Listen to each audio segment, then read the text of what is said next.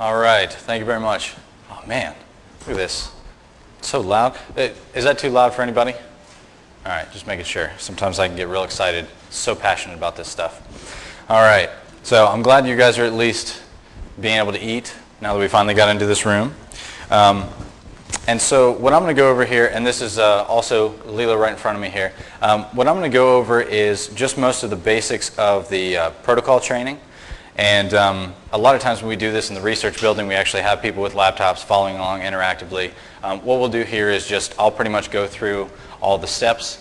I've done this pretty much about 1,000 times. So if you guys have a question, feel free to, yell at me, throw some food, whatever. Just get my attention, and I'll make sure to answer any questions you have. Before we even get started, does anybody have any just sort of initial questions or anything they'd like to ask? Maybe what they're doing here? Okay. All right. So first off, we're going to be using our test instance right now to show you all these things. Now, one thing I will address before we really get started on any of this is performance-related issues, because we've had a lot of feedback about different performance-related issues that we've had. Now, first off, our test system is slightly slower than our production system. And I will let you know that within the next 2 to 3 weeks, we have a significant amount of performance updates that we have coming down the line that will be going into our production instance to speed it up to pretty much twice as fast as what it is, on average about twice as fast. So we've hired consultants from the Quality Foundation specifically to come in for this issue because we know it's a big issue to get taken care of. So, all right, so I'm going to go ahead and get started here. After you log in to the particular page, which the website is just kc.wvu.edu, to actually do your research, you'll just go ahead right here and click Create Protocol.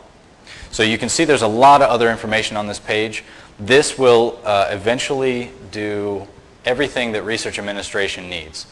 It'll cover the office-sponsored programs, human compliance, which we already have initiated, anything from awards proposals, negotiations, animal compliance, pretty much everything, which we'll be implementing as we go. Right now, we just have the IRB module and then the award module. So some of you that are involved with getting green sheets and everything, this is the system that we're going to be using as well. But we're really just going to go over the IRB portions during this presentation. So I'm going to go ahead and click on Create Protocol. One of the basics is the outline, and you have a series of tabs up here at the top. Let's see if we can get this. There we go. All the way up here at the top, and we're going to go over each one of these. And then you can see the way it's designed is you have subsections down below that pretty much make up each page. So in this system, one of the biggest things, and this is on both sides of the house, the compliance office, office-sponsored programs, whatever you're using, anything that you see that you're filling out that has an asterisk next to it means it's a required field. That's pretty much just a guarantee with the KC system. There's only a few cases where that isn't necessary, and that's when it comes to attachments. If you have attachments, it's going to specify what you need to do to attach those things. If you don't, you can skip that section, and we'll go into that a little bit more detail. So description here is 40 character limit. It's just basically the description of your study. This is really only for protocol personnel. So whatever makes the most sense to the protocol personnel involved in the research. Most people do last name of the PI, some sort of unique identifier about the title of the study, and put it in there, something that makes sense shorthand to you. And then you can see organizational document number and explanation. Both are not required. They don't have asterisks there. So we're just going to skip over that.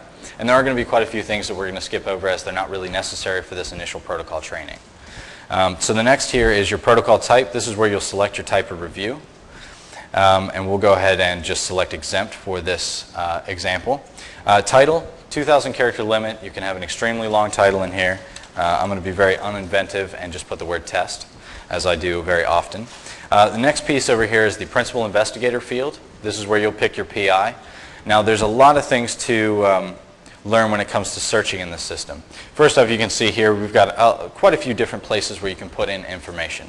The biggest thing to remember is you need to put in information exactly as it exists in the system, otherwise you won't find it.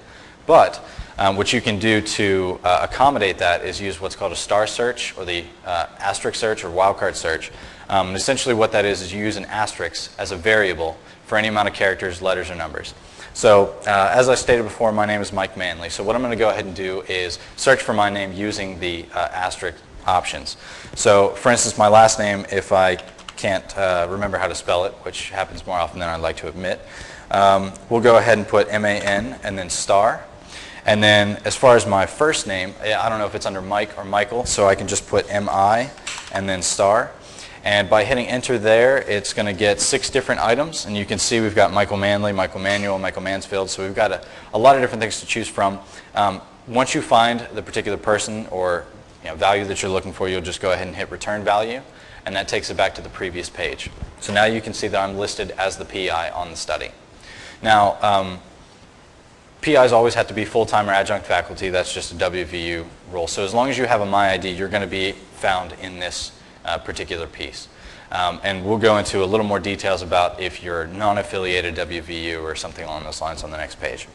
The next piece, which is even a more complicated search, although after you do it once it becomes extremely easy, is the lead unit or department. This is just finding your college or department in the system.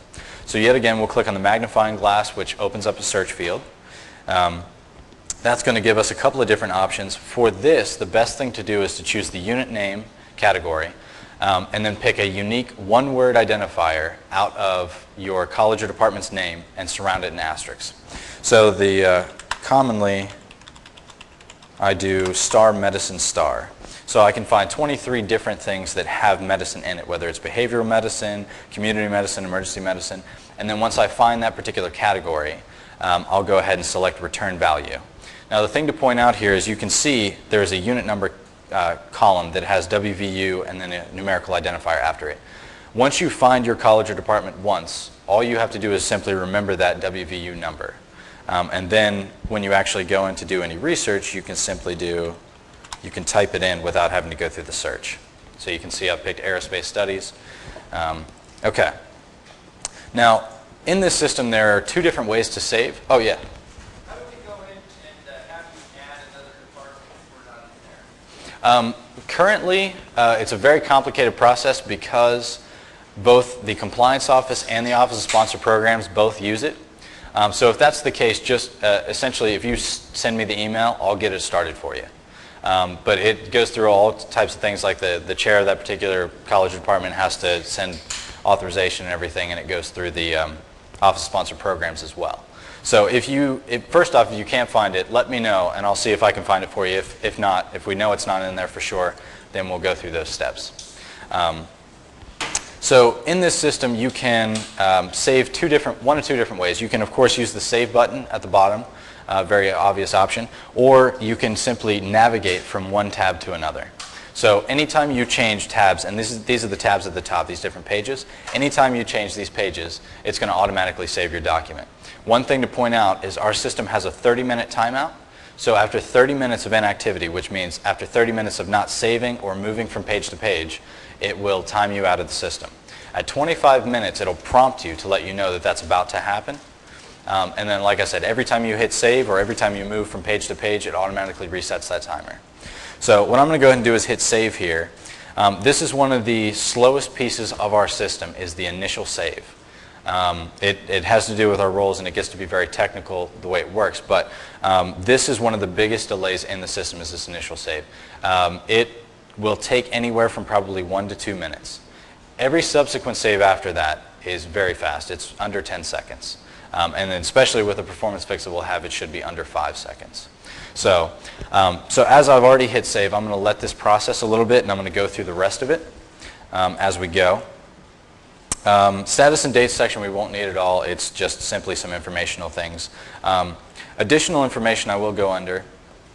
And we can only see some of this because of the projector here. There we go. So you can see we have places for FDA or IDE numbers. So you can put that here, but as you see, there is no asterisk there, so it's not required. So if you have IDE numbers or anything, you can put those in there. If you'd like, either way, they're not required because those questions are asked, if necessary, on the questionnaire page. So that information will be gathered, but this is a place to put additional things if you want. Same thing when it comes to participant types, a little lower on the page. Another thing to point out here is other identifiers. And as you can see, some of you may recognize some of these acronyms. as they have to do with your research. More importantly, what we added at the bottom here was brain number. And this is if you are moving an already approved protocol from brain over to KC. So whether that's going through a renewal or an amendment or anything like that, if you're moving it over, this is the place where you're going to be able to put your brain number. You'll select this here, and then you'll actually put your brain tracking number here. And the most important thing is don't forget to hit add. So I'll say that, huh? Oh yes, yeah, absolutely. Yeah, you need to, as soon as you have something to add, hit add. Because that's one of those things, if you have it loaded in there but you don't hit add, you save it, it won't save it. So this is the same thing with attachments and notes, which we'll go over as we go here. The next piece, let me go ahead and collapse this down. The next piece is funding sources.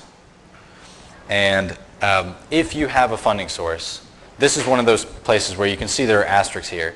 If you have a funding source, this is where you'll add it. And if you do, you need funding source, or funding type, funding source number, and source. And you can see there's a couple of different options here. We have other, sponsor, unit, and department. Now, some of these other ones, institutional proposal, developmental proposal, and award, we will eventually be able to utilize because this system will directly connect your awards or proposals to your protocol. But we haven't finished implementing all that. We do have awards, so you can technically link it to your award, although there isn't going to be a lot of functionality for you as we're still developing it. And currently, you will not be able to link it to a developmental or institutional proposal. Mm-hmm. I tried to put in a number that looked to be like an OSP number. Mm-hmm. The only way I could get that to go in was on other right now. Is that because the OSP build is going on? Yes. Yeah, it's because we haven't finalized that. Put the number in. Yeah, and a lot of that will come in the process with coordinating between OSP and ORIC to make sure that everything happens in the right order. And then answering the funding source section will automatically make you have to answer questions based on your funding source when it comes to the questionnaire page. Otherwise, all the questions on the questionnaire page are going to be controlled by what protocol type you select here. So one thing to point out is if you find yourself answering unnecessary questions on the questionnaire page, then more than likely you need to make sure that you have the correct level of review assessed for your research. So, and if you have any of those questions, quick call to the compliance office will definitely be able to help you with that. So then the last piece on this page, which as you can see, our test system is very slow because we still haven't yet saved this initial save. And then we're going to go into participant types. This is where you can put in a variety of different participants, children, decisionally impaired employees, so on and so forth, and then you can put in their quantity. Now, yet again, this is not necessarily a required field because this information is gathered on the questionnaire page. The very large majority of all the information that the IRB members or the compliance office needs is going to be on the questionnaire page.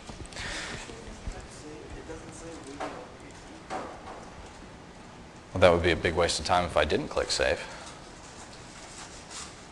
which actually that may have been. Is there a particular browser that works better? Yes. Our recommendation of browser is usually Firefox. The reasoning for that is honestly, really the recommendation is anything but Internet Explorer because Internet Explorer is very finicky. The biggest thing, if you use Internet Explorer, and you are very prideful in that use and you don't want to use anything else, that's perfectly fine. You can use Internet Explorer, you just have to turn on compatibility view. And after that's done, we haven't really seen any significant issues. Sometimes things look a little different. A button will appear in a different place, but very subtle things, as long as you have compatibility view on. Above and beyond that, people use Safari, people use Firefox, Chrome, pretty much anything else. And pretty much every version of every browser we've tried works. Somebody tried a very old version of Safari a long time ago and they had an issue. As soon as they upgraded, it was fine. So, okay, so at this point, now I'm actually waiting because as Lilo pointed out, I didn't actually hit the save button. Like I said, normally it takes anywhere from 1 minute to 2 minutes. So a brief history of useless information. The KC system stands for Quali-COIUS. The COIUS was the real first cradle-to-grave research administration system developed by MIT. more than a decade ago now. The Kowali Foundation is a foundation where a lot of different universities got together. It really started with Indiana University, and they sort of adapted this to work as a thin client in browsers and everything like this, as well as they have a lot of other applications. They have student financials and many other things that we're not necessarily here at WVU involved in. The human compliance module was first implemented here at WVU. We were the first ones to ever go live with it, which means, of course, we had most of the problems, and we were on the bleeding edge of most of that. And there we go. This is exactly what happened this morning.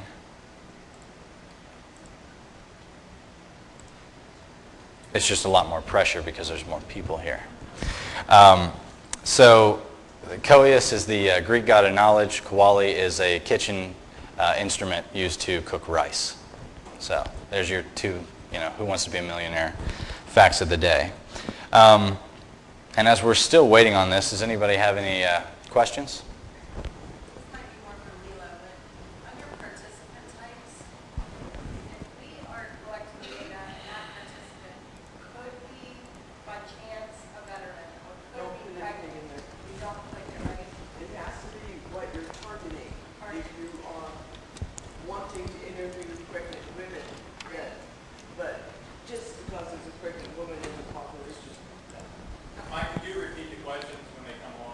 Oh, yes, I'm sorry. I've had mixed, sometimes if I was doing research in the emergency department and, you might happen upon a pregnant woman if your population is all women. Yeah. I wondered if in a participant type she had specifically indicated all the people who may encounter. I had a reviewer a while back make me click that, so that's why I wondered. Leela just said only if you're specifically targeting that population. Like that. So if I'm interpreting correctly, it's if you're doing a study with prisoners and one of them just happens to be pregnant, but that doesn't actually have anything to do with your study, you don't necessarily have to mention it. Okay.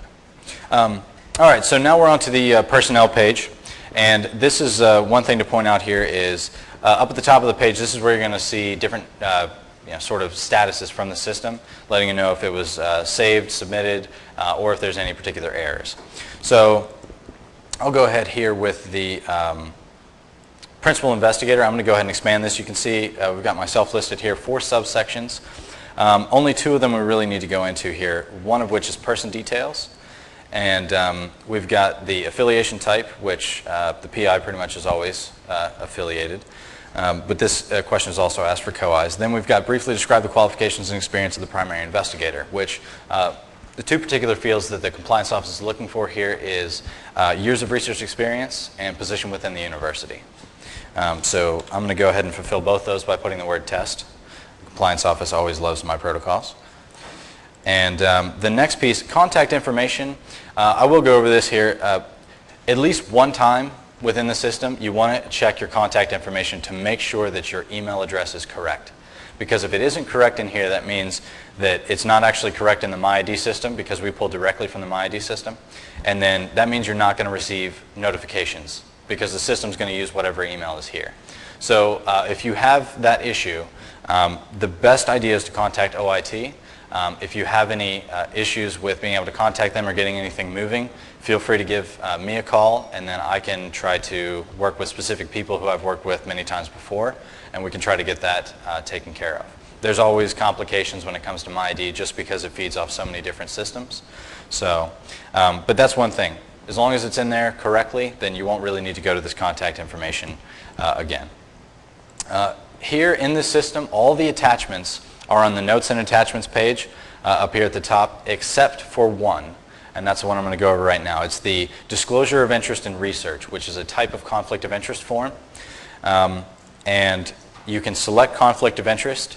It is going to have to be filled out, as well as there's like a training, a city training module. And for any questions pertaining to that, the point of contact is Joy Edwards with the compliance office. She'll be able to help you with any of those questions, as well as send you a copy of the form itself, how to fill it out, how to take the training, pretty much all the specifics there. Another question. So, correct me if I'm wrong. I'll try to KC system generate an error if you don't attach these? Yes. So the question is, the KC system will generate an error if you don't attach these. And what it is, it's not a page level error, it's a submit level error. So you can still fill out everything else. This is not going to limit you from moving on to fill out the other pages, but it will limit you from being able to submit without this. And so, and again, correct me if I'm wrong, but that's going to be changed eventually because we kind of, the thinking was originally that we were going to have to, for each particular protocol, attach DOI. And then we got some clarification from Washington that that's not the case as long as you have it on file annually. It doesn't have to be attached to each protocol. But the KC system, we put that update in. Right. But it's forthcoming. Right. Is that correct? So Yes. eventually this will change. Yes, and oftentimes, okay, so to reiterate for anybody who didn't understand, Steve, so originally when we implemented this, the government regulation was that everyone had to do it for every protocol who was considered an investigator, and they had to do it every time.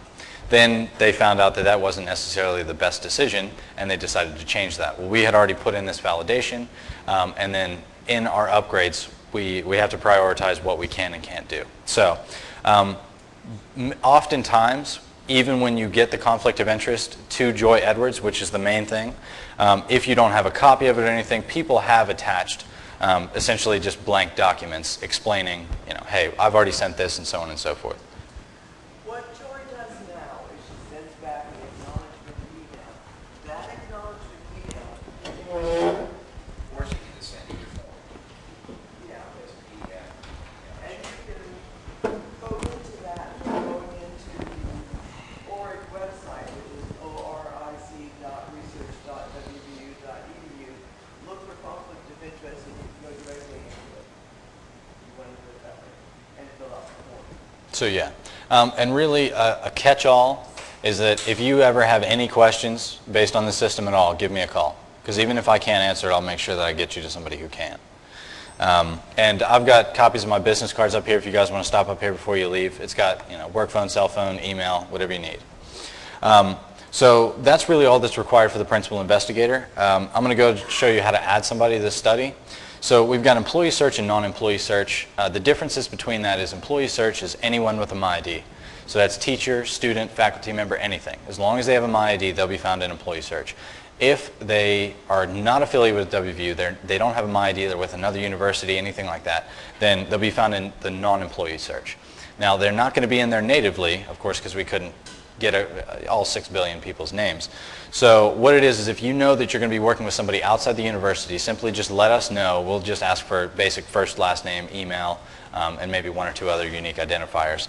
And then we'll get them added. It's very simple. We can do the request 5 minutes after you get access. So one of the things to point out, though, and the way the KC system works with MyID, if somebody you're working with outside the university needs access to this system, they're going to need to be able to get in here to either view or edit. They could be added as a non-employee, but if you do that, they won't be able to get in. So they'll have to be added as an employee, which means they'll actually have to be given a temporary MyID, which you have to go through OIT to do that. So we do have details on how to do that in our frequently asked questions on our main resource page, which is just koali.wvu.edu. So we've got a lot of different things, and all that is linked through the Compliance Office website. So pretty much either of those websites, you'll be able to find that information. And yet again, catch all, if you can't find it, let me know, and I'll help you out. So what we're going to do is search for an employee, and we're going to go ahead and search for Lilo. And seeing as I know that she's the only asked in the system, we will go ahead and select her. Now the one other thing that's important here is that you have to select the protocol role. So we have co-investigators, primary study contact. Of course, you can only have 1 PI per study, no more, no less. It's pretty strict on that. So we'll go ahead and add her as a co-I, and then you'll see she is listed here as a co-investigator. So the same sort of fields that we're going to fill out, you can attach your disclosure of interest in research, person details, select if they're affiliate or not, and then of course you see that there's no PI qualifications because they're not the PI. Now, currently there's something that I've forgotten to do on this page, and I'll show you what a page level validation looks like. I'm going to try to go onto the questionnaire and it'll give me an error message. And then you can see it says 1 error found on page, and it automatically expands the section it says at least 1 unit should be set for this person. And we had set the unit for the PI in the beginning. All the co-Is need units as well. If you add somebody as study personnel, a unit is not required. So you'll go ahead and put in the co-I's unit. If they're with the same thing, then you can just type in the exact same that you used before. If not, you may have to go through the search to actually find their particular college or department and then returning that. And yet again, most important thing, don't forget to hit add. So in this case, you won't really forget because you won't be able to get past this page. Yes? Do you select which of the people on there get email notifications? The way it's set up is that the principal investigator is the only one that receives email notifications currently. Now, what we want to do is make it so at least the primary study contact can do that as well. But currently, the KC system doesn't allow us to pick that as a notification recipient. Now, in early 2014, we're going to be upgrading to a very, very significant upgrade to KC 5.1. This is what Indiana is already currently using. They just implemented about a week or so ago. So it's yet again, we're going to have a huge amount of, especially the things that we've already found here that are issues at WVU, we've given back to the quality community. They've fixed them in this latest upgrade. So we're going to have a lot more things in this. But yet again, it's another one of those in the future. So, all right, so I'm going to go ahead and go to the questionnaire. Does anybody have any questions on the permissions page? Adding anyone? If you ever have to delete anyone, you can simply just select the checkbox next to their name, and then there's a delete selected button at the bottom. Okay, so I'm going to go ahead and move to the questionnaire page. And we're not going to go over the entire questionnaire page because we'd be here for a very long time and you'd all have stale sandwiches. So what we will go over is just some of the basics of how the questionnaire works. So you can see there are quite a few different fields listed here. Some of them are marked in red as incomplete, and some of them marked as blue and not needed. You can see the first one that's marked not needed is the funding source. The reason why that's marked not needed is because we didn't add a funding source on the first page. And all these other ones, full board or expedited review is not needed, of course, because we're doing an exempt study. So the second rule here is that everything is based on a waterfall logic, which is simply you get more or less questions based on how you answer any particular question. So for example, if I hit yes, I get another yes-no question. If I change this answer to no, I actually get a whole different question that's asking for me to describe my project. So I go ahead and fill in something there, and I'm just going to go ahead and save at the bottom. And as this updates here, you'll see it's going to change from red to green and is now marked as complete. So there are two main advantages from saving after each section, one of which you can see very visually is that you can pretty much see from a collapsed view how much you've done on your particular protocol. The other thing is, as I stated before, there's a 30-minute timeout in the system. It is very easy to spend more than 30 minutes on your questionnaire, especially if you're typing as opposed to copying and pasting. So you can easily time out. You could be on this page for a long time, wouldn't even know. So what we recommend is save after each one. That's going to reset that 30 minutes. And even if something does happen, your computer crashes or whatever the case is, you'll still be saved up to that last point. So, any questions on the questionnaire? Now, if you have any more questions when you actually get into, of course there's a lot of questions on the questionnaire. Any more questions you actually have on this, usually those are best directed to the compliance office. They'll be able to help you much more with the content of your study. But either way, I can take a shot at it, but more than likely I'll reference you up to either Lilo or Barb. Okay, yeah, apostrophes and quotes are the two biggest ones. When it comes to cutting and pasting, for some unexplainable reason, it's like Roswell, we have no idea why, but apostrophes and quotation marks really, KC and those don't get along. They work fine if you type them in, but if you copy and paste, usually, and actually we figured out the reason for this, Microsoft Office uses what's called complex quotations. And all it does is when you write it, it'll make one this way and one this way, which is a purely aesthetic thing, but it causes great issues when you copy and paste that into here. Backspacing over them, retyping them in will fix the issue, or you can actually change the settings in your Microsoft Office so that it uses basic quotes, and then that resolves the issue as well. But it's very hard to change that in Office is very complex, as Microsoft makes pretty much everything they do. So, but if you have any questions and you'd like to do that, I have specific sets of instructions. I can even remote into your machine and do it for you if you'd like that. So, yet again, feel free. But you'll notice it'll say invalid character string when you actually paste it in there. And yet again, if you receive any errors that are unexplainable, you have any questions, always direct them to me. I'll be able to give you any sort of assistance. So the permissions page here is everybody who exists on your personnel page is going to be on your permissions page. There are two different permissions that anyone can have, either viewer or aggregator. Viewer is simply someone who can view. Aggregator is someone who can edit. So the two people who automatically have aggregator rights are the protocol creator and the PI. In this case, they're one and the same because I'm both the creator and the PI. But anybody else that you add to the study automatically gets viewer rights, and then you can always change those rights to make them an aggregator. In this instance, so we've got Lilo listed here, I'm going to click on Edit Role, and then I'm just going to go ahead and deselect Viewer, select Aggregator, and hit Save, and now she and I are both aggregators on the study. Now, only one person can edit the study at a time. While you're in the study, it locks the document so that no one else can edit it. And when you close the document, it's very important that you use the close buttons at the bottom, because this will keep it from staying locked after somebody else goes in. Now, that lock times out on its own, but it's an indiscriminate amount of time. So it can be as quickly as 5 minutes, or it can take literally 24 hours. Now, you can always clear it out. I can clear it out. You can always clear out your own locks, and I can clear out any locks in the system. So if you get into a document and it's locked by somebody else on your study, it'll say, where it says document successfully saved, it'll say it's locked, and it'll also give their name.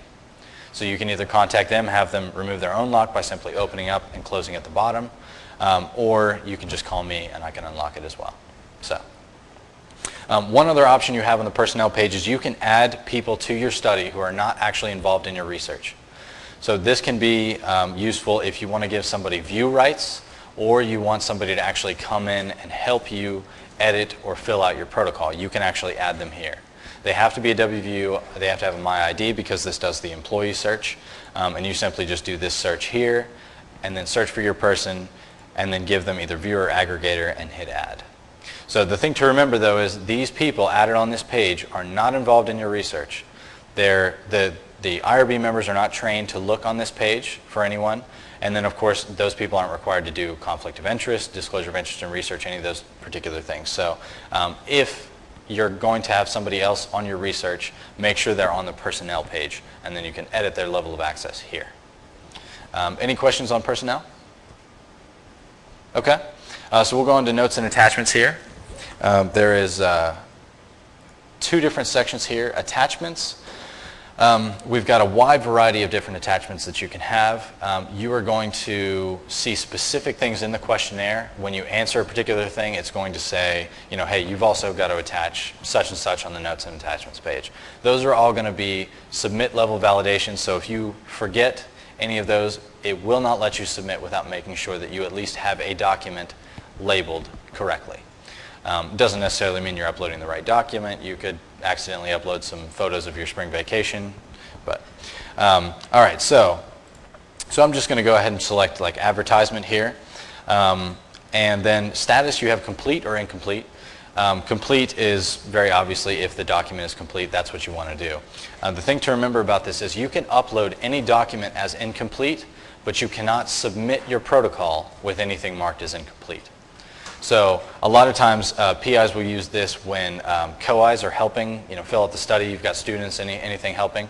A lot of times they tell them to, by default, fill them in as incomplete so that it puts an extra prompt when the PI goes to submit, that it will make them go back and review those documents to make sure that they are correct. So it just all depends on how you want to do it. But the only rule that really exists is they must be complete for you to submit them. So I'll just go ahead and hit complete here. Contact name, email, phone, and comments are all different sections you can put in information, but you can see there's no asterisk, so they're not required. Description is a required field, and I'm going to put in, yet again, a description. And then you would go through and browse. I'm not actually going to attach anything as this isn't my machine. But you would browse, find the particular file, and then hit add. And then all those, it'll create a new section that allows you to have all those documents and you can view them. They're all going to be date and time stamped, and they're also going to tell you who uploaded them. So especially if you've got 4 or 5 different people editing your study. Please be sure when you put something in the description, you make it as detailed as specific as possible. Right. So for anyone who couldn't hear Lilo, when you put anything in the description, make it as detailed as possible.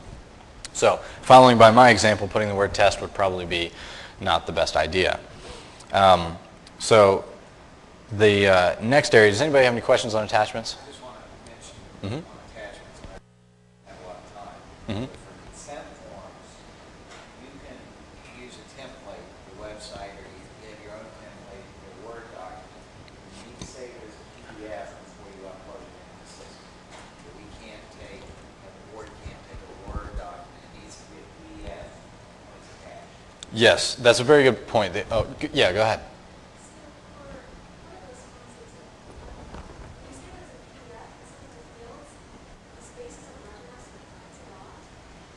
That was the old thing. That was the older forms. We went through a lot of this PDF back and forth, and I actually designed all the PDF forms to make them much more dynamic, and then we had issues with compatibility when it came to the system recognizing it. The main thing of what it is right now, all of the forms on the Compliance Office website are actually in Word format because we found it to be much easier to take them, fill them out in Word, and then save them as PDF. Because then we won't have that particular issue where they cut them off, because those dynamic PDFs, they had that issue. The other thing is the reason why they have to be PDFs in this system is because this system only watermarks Adobe forms. So to get the proper watermark on there, to get your approval stamp, you need to make sure that they're in PDF. And that's going to be a check that the Compliance Office is going to make as well. Originally, we made that a system level validation, and it came to cause a lot of issues. So what we did is we put it back on the Compliance Office to sort of be a little more selective in their looking over the attachments. So, but with those Word documents, you shouldn't have that same issue that you were talking about. If you ever do, let me know, and I will do anything I can to make sure that we get that taken care of. Only consent forms have to be in PDF. Yes. Or Cover letters, yeah. Cover letters and consent forms are the only ones that have to be PDF.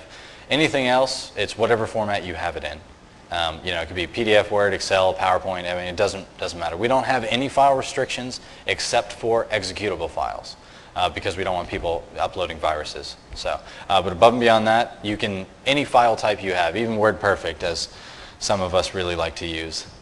But you can upload any of those things. So.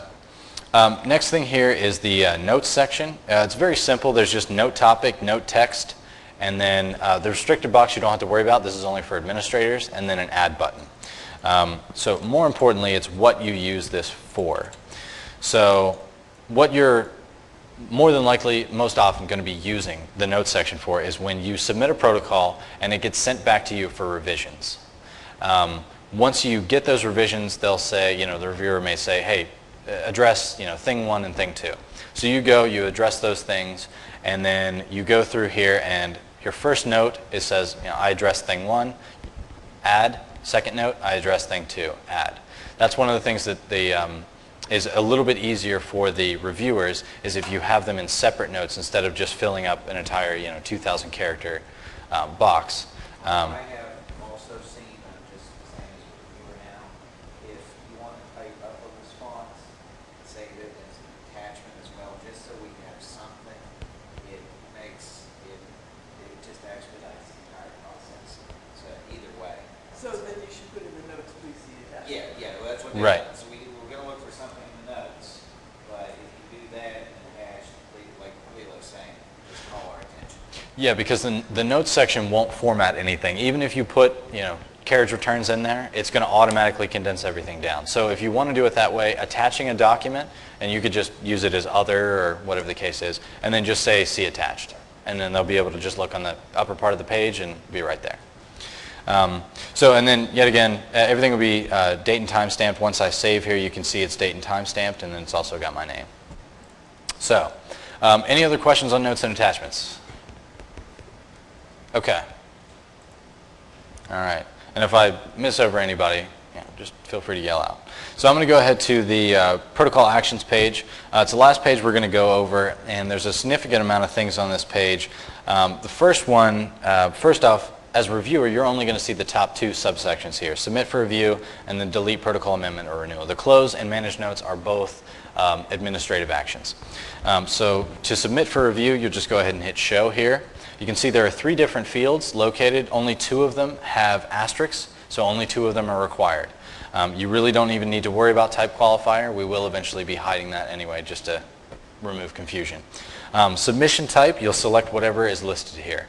If it's initial, it'll say initial. If you're doing a response, it'll only say response. If you're doing an amendment, it'll say amendment. It's essentially the option without an option, so just select whatever's there. Submission review type, you're going to want your protocol type to match your submission review type. If you're doing exempt protocol, select exempt from this piece. If you're doing a protocol type like clinical trials or CIRB or something that's not actually listed here, go ahead and just select full board. And if for any reason that needs to be changed, we can do that administratively once it reaches the compliance office. So I'll go ahead and select exempt. And then at this point I'm ready to submit, even though I'm not, because I didn't do anything on the questionnaire page. So I can go ahead and submit, and that'll automatically turn on validation, or I can selectively go in and turn on validation myself. This is very important for COIs that are actually doing the bulk of the filling out of a protocol, the administrative piece. They can go in, they can turn on the validation without having to worry about submitting, and they can get it all ready for the PI to come in and submit. So for the record, in this system, COIs can submit as long as they have aggregator rights. But if they submit, the PI has to come in, find the protocol, and then approve that submission. Which, as soon as they do it, regardless, whether the PI or COI submits, they will get an automatic notification giving them specific details on how to go in and approve that if necessary. So we already have that set up. So I'll go ahead and turn on validation, quickly show you a little bit of what that looks like. And we've got a list of quite a few things that I didn't do. You can see the very first one here is purpose and objectives, and it says mandatory questionnaire is not complete. Now, this already tells you what you need to know, although if you don't know where the purpose and objective section is, because of course you're brand new to it, it's very nice because there's a fix button over to the right. By selecting this fix button on any one of these errors, it'll take you directly to where you need to go to resolve the error. Once you resolve the error and hit save, it'll automatically bring you back to this page with one less error, and then you just keep going. And you can actually go through the entire protocol this way. So I'm going to go ahead and turn off validation, as I hate seeing red marks on my papers. Next piece here is print. One important thing to remember about the KC system is it does not print to paper, it prints to PDF. And from PDF you can save, email, print to paper, whatever you'd like to do. So essentially the way it works, we've got questionnaire.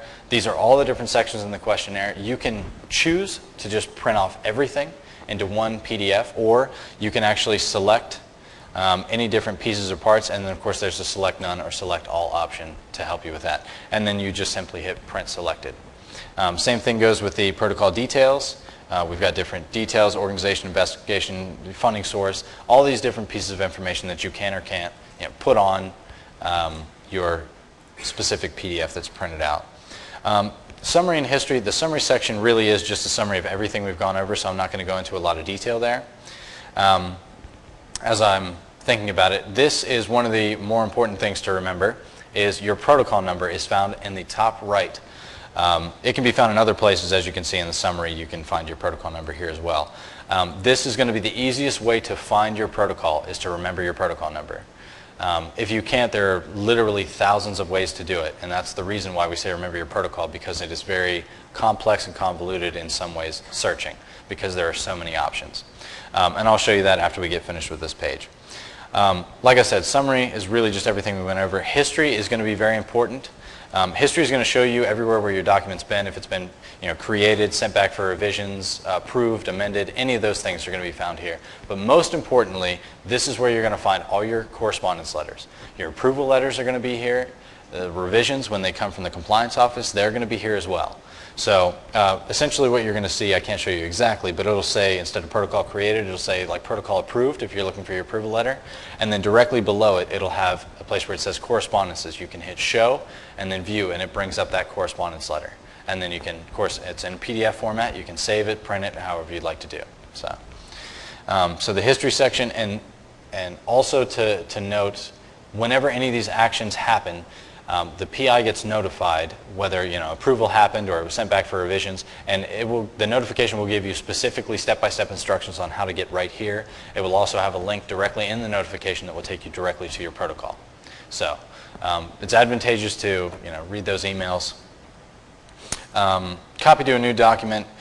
You can copy a protocol. The thing to remember with copying is it does not copy your questionnaire or your attachments, which are relatively large parts of your study.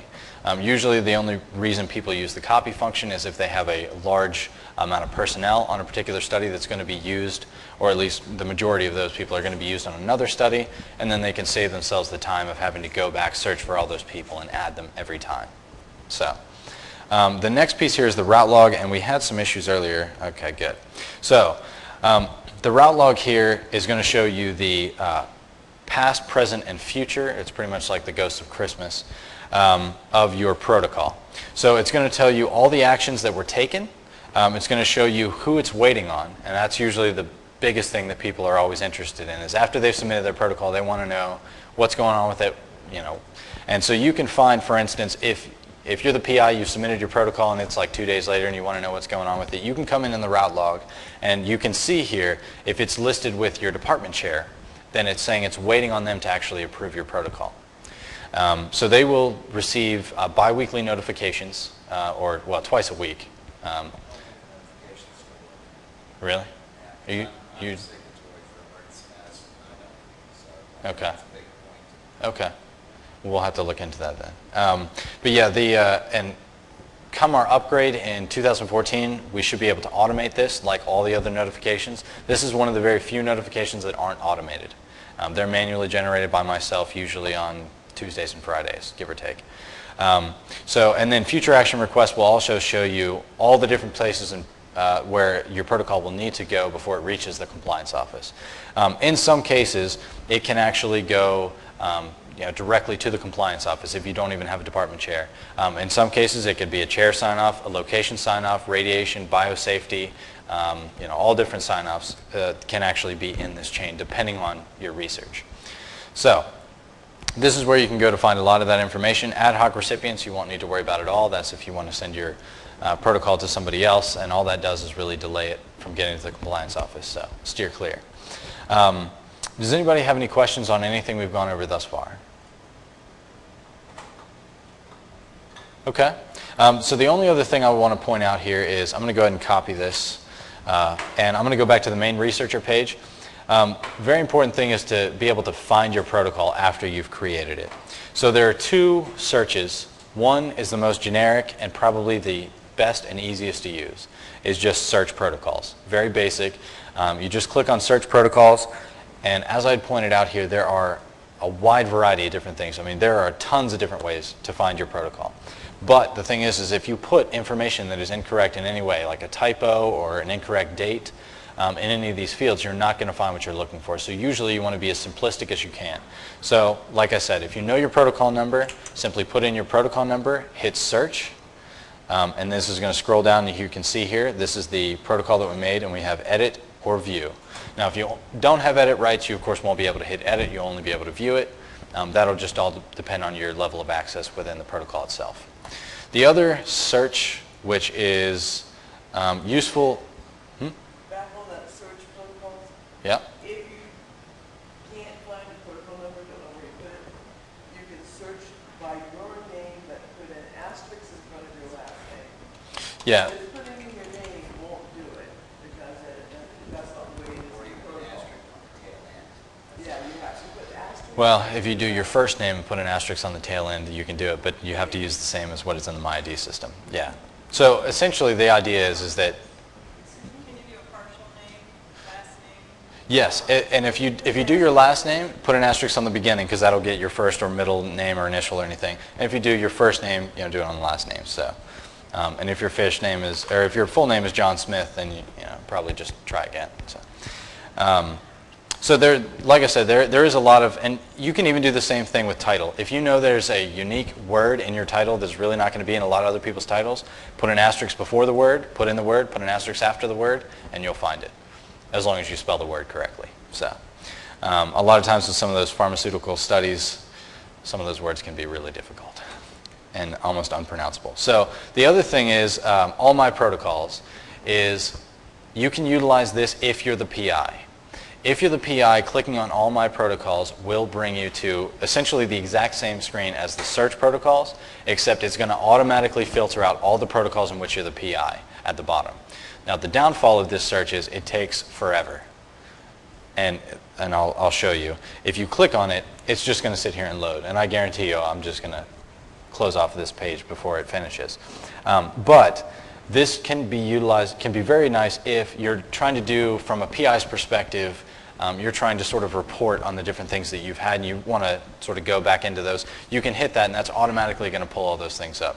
But you can actually achieve the same thing from going to search protocols and putting in your investigator name like we had talked about before. So it is nice. It was a lot faster before people started putting protocols in the system, but essentially why this takes so long is it's doing the filtering right now. Instead of hitting search, it's going to do it all for you. You just have to wait for the page to load. Most people aren't that patient, honestly. Is there a way to search for your name and get all the protocols that you're associated with as a co-investigator or as other roles? Let me go into here. As a co-investigator, yes. And I say that with a little bit of hesitation because I had to think about it, but this is like this search right here, putting your name in here, is the investigator field. It is people who are considered investigators on the study. You can also search if you're a key person, like primary study contact. You can actually do that here. If you're a study personnel, there isn't an actual field here to be able to differentiate that.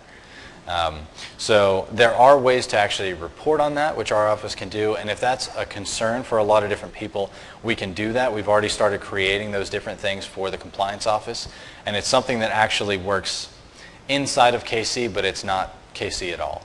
We make it look like it is, but we don't have to go back to the Quality Foundation to get it to upgrade it or anything like that. So we have a lot of options, and that brings me to a very important part. Your feedback is extremely important to us because it helps us make our system better. Some things that you may think may be an odd or difficult request, sometimes they're actually very easy for us to do, and sometimes what seems like a very simple request can be very complicated. So either way, letting us know what you'd like, if you have any problems with the system, anything you really like, anything that you want changed, let us know. I can't guarantee that we can help you with that, but I can guarantee that we're going to take down that request and make sure that it gets looked over, and that if that's a request that a lot of people have and that would be beneficial, we're going to do that. So. Provide feedback at the top. Oh yes, right here. Where you can send feedback. Yeah, and you'll be able to click on that, and in our test system it's not hooked up, so I'm not going to click on it, but in our production system it will actually do that. So, and of course you can always write me a strongly spirited email. I invite that as well. So if you ever have... I think one of the things that's really important is when your protocol's done and submitted, I just found it's a really good idea to look at that route log, see everybody needs to sign it, send them an email with the protocol number saying it's waiting, because right now I think it still is hit or miss. Yeah, absolutely. Notification system, so they may not get an email saying there's a protocol waiting for your review. There are a lot of department chairs, like unit admins and things, that actually, they do it so often that they actually just go in and check on a regular basis. Now, not all of them do. Some people do, and then there are some PIs that do, as Steve had said, and they just go through and they see that these people are going to be in the routing chain, and then they can go ahead and send them an email letting them know that it's their turn to sign off. So, It's not, it's linear. yes, it's linear, so somebody can't go out of order. So like for instance, medical charts, you do research with medical records. Mhm. Okay. Carol Woodward's eventually going to have to sign it on behalf of the hospital because the hospital owns the records. Mhm. She can't see it, sign it, until a couple other people, like the department signatory, I believe, has signed it first. Right. So that's something else to keep in mind. She will be able to go in and view the protocol as soon as it's submitted, but she will not be able to take action on it until the other action has been taken. And that's the big thing. That's why we're waiting for this upgrade, or that's why we're really anticipating this upgrade, because it'll allow us to do parallel routing instead of linear. So. And one other thing about submitting, if a co-investigator submits a protocol, they can do that, but it's not going to go anywhere except to the PI.